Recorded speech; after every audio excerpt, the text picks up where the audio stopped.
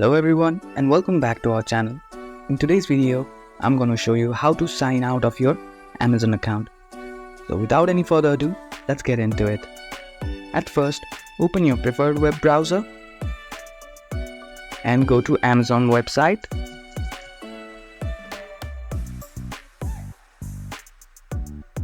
Once you're in the website, make sure you're signed into your account.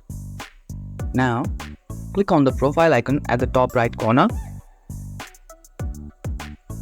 Now to sign out, scroll all the way down, and as you can see, there is a sign out button here at the bottom. Click on it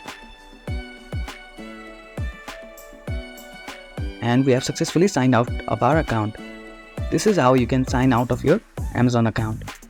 If you found this video helpful, don't forget to give this video a thumbs up and subscribe to our channel for more tutorials like this. Thank you for watching.